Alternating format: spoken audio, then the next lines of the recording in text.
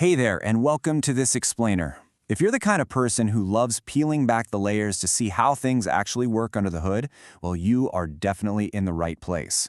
Today, we're going on a bit of a journey. We're starting way up high with a macro view of corporate strategy, and then we're zooming all the way down into the nitty-gritty mechanics of marketing and sales. We're basically going to unpack exactly how businesses take raw potential and turn it into sheer, undeniable market dominance. Okay, let's dive into this macro to micro journey. Here is what we're looking at today. First, the value chain ecosystem. Second, powering the primary activities. Third, a deep dive specifically into marketing and sales. And finally, winning competitive advantage. Section 1. The value chain ecosystem. All right, before we can really nail down what marketing does, we have to stop looking at a business as a bunch of isolated departments. It's more like a giant interconnected puzzle, and this brilliantly illustrates Michael Porter's famous value chain framework. It maps this whole flow perfectly. Just look at the structure here. Literally every single activity a firm does is mapped out, flowing from left to right. But the absolute most crucial part? It's that arrow pointing to the far right, labeled margin or value. Because at the end of the day, the ultimate goal of all these combined activities, from the raw materials coming in all the way up to the CEO's office, is to capture value. The whole point is to create something that's worth more to the customer than the total cost it took the company to produce it. Section 2. Powering the primary activities. So we're zooming in now. We're leaving that high-altitude corporate structure behind and stepping right down into the engine room. This is where value is physically generated. To make sense of this, Porter divides operations into two basic buckets: primary activities and support activities. Primary activities, those are your direct value creators. They're the ones getting their hands dirty with the physical creation, the sale, the delivery, and the after-sale support of the product. On the flip side, you've got support activities. These are your behind-the-scenes facilitators. Think HR, procurement, IT infrastructure. Now, don't get me wrong, they are absolutely critical to keep the primary engine running smoothly, but they aren't the ones directly handing the finished product over to the customer. Let's move to and see how this builds a sort of sequential pipeline of value creation. Just imagine a physical product moving straight through this setup.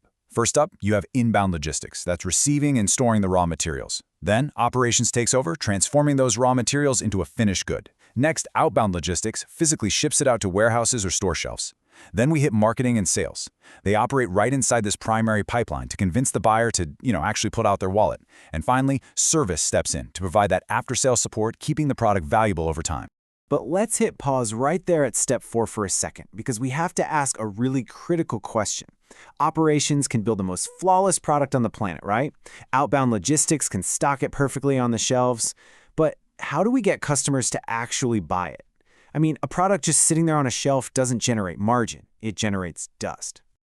Section 3. Deep dive into marketing and sales. And here we are, at the most granular level of our journey. Marketing is essentially the functional powerhouse of the business. It's the vital bridge connecting all that heavy operational lifting directly to the paying public. A marketing strategy is what we call a functional level strategy. It's the literal game plan for pricing, promoting, distributing, and selling a product. None of this happens by accident. All the value built up by logistics and manufacturing, totally meaningless if you don't have a highly calculated plan to actually extract that value out of the marketplace. Now, what's really interesting here is how these core tasks break down into a two-part dynamic. Before you can sell anything, marketing has to deeply understand customer needs. They're the ones figuring out exactly what the market wants, setting the pricing strategy, handling promotion, and building up that brand loyalty. Essentially, marketing does the heavy lifting of mapping out the customer psychology. Only when that environment is perfectly primed do the sales channels step in to efficiently execute the transaction. I actually love this quote because it hits the nail right on the head. Marketing figures out the need, sales provides the direct interaction to answer it. When marketing really nails its job, when it boosts the perceived value of a product through smart advertising and positioning, the actual sales process becomes a total breeze and way more profitable. The sources point to Toyota as a perfect example of this. They don't really struggle to sell cars off the lot. Why?